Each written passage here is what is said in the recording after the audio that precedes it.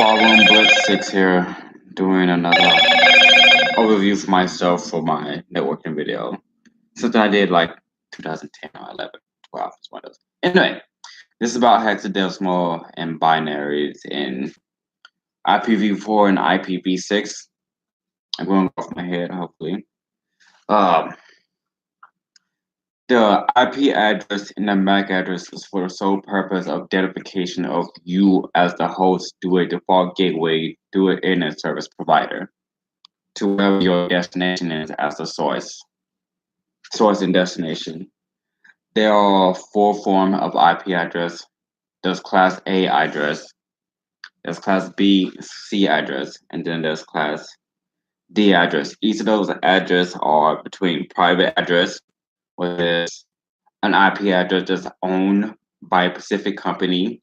There's a public address, which is mean that the public can use, and then there's the public address that is assigned to you. And if you reset your modem, you reset your IP address, that goes to someone else.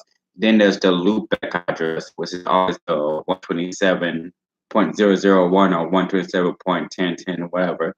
That is your loopback to every single computer out there address. And then there's the experimental address, which is 240 and above. And then there's the personal address, which is like in the 190s or 160s.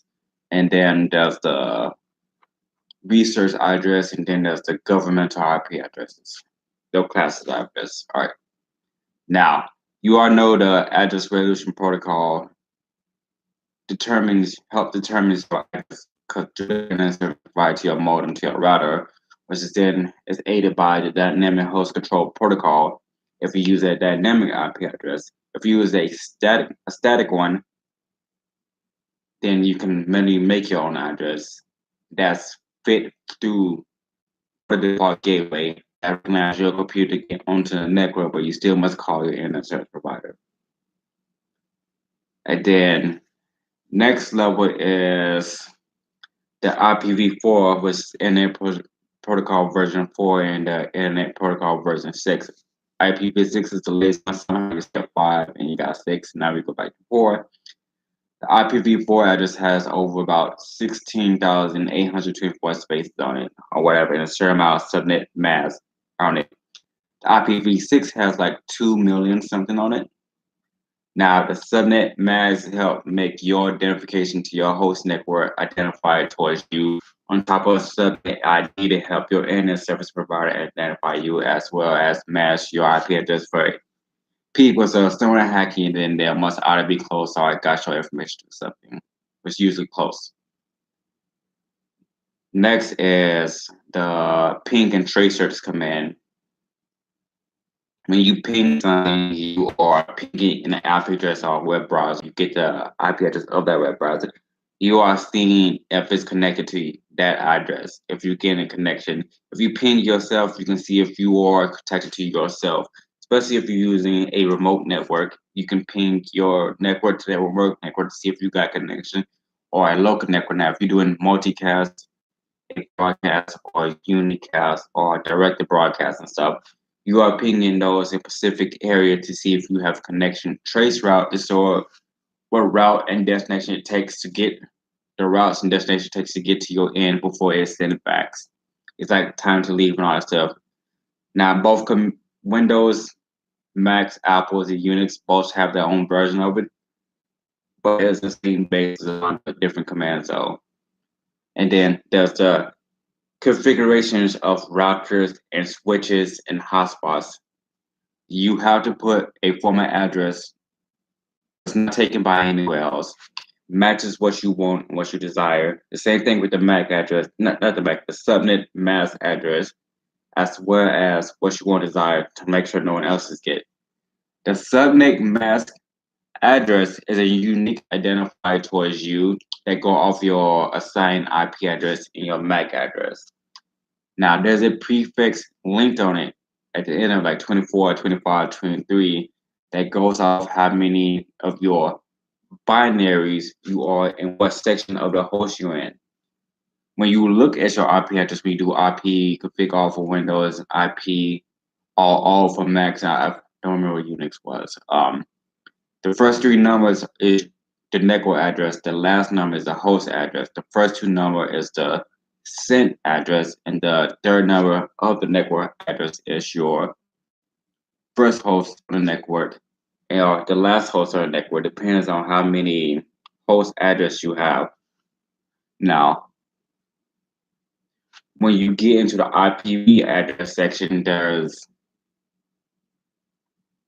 certain things you need to know. A bit is a 0 and 1. 4 bits is a byte of IP address, but in terms of speed, 8 bits is 1 byte. 8 bits is a section octet. That's zeros and ones, zeros and ones. Like a bit is a 0 or 1. 0 on, 0 off, 1 on. And then 4 bytes is the section of the byte. 8 bits is an octet. Now, when you have 32 of those in a row, you have a IP address or a binary code. Every section of your address, network address or not, is 8 of each, like 192.666.22.8. All that is 8 bits each, which make 32, which means 4 octets. And if you're using IP address or binary address or hexadecimal, it's the same thing for both. Now, and binary is a multiplier of 2s. I mean, you start 2, 4, 6, 8, and you go up to 128. And then you take out certain sections 2, 0, 2, 4, 8, 16, 32, 64, and 128. If you once you get to 2, was it 2, 4, 8, 16, 32, 64, something, 128. Boom. 8. Those are 8. Remember 8. These are placements of each of those bits of those zeros and ones. You go from starting from left is 128 to right to 0. Now, if you to define your binary number with the 32 bits of your address, you need to take, if your address is 162 or something, you need to, is 162 larger than 128 or smaller than 128? If it's larger, you put 1. If it's smaller, you put 0. You minus that from that number and you go to the next number, which is 64 or 112, I don't know. Then whatever you have remaining of, is this smaller than that or bigger than that? It's 1. If 1 is bigger, 0 is smaller. Then you keep going down till you get to 0. Well, I'll take it out. If it's smaller than, you put 0, but you don't take it off. You go to the next number. If it's bigger, you put 1. That's decimal. That's binary decimal. Now, hexadecimal is a form based by 16, which you start from 0, 4, 8, etc., etc., etc. When you get 8. Now, hexadecimal are different because it goes from 0 to 16, then A to F, and then it can go up to about 255 each. It's similar to that one. Instead, you had to convert the 2 to the 16 place. Yeah, we don't even get hexadecimal. I'm not confused about it. I'm just too lazy.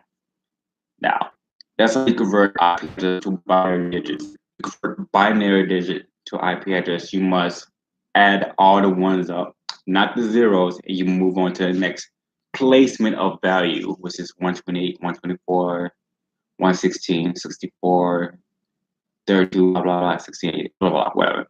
And you get each section of your address. Remember, there's only 8 in each octet. So it's binary. And hexadecimal is the same thing.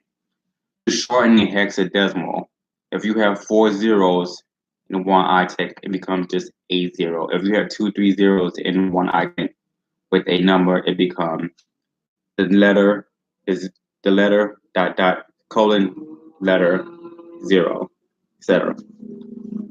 Anyway, that's it. Do our notes down there. Bye.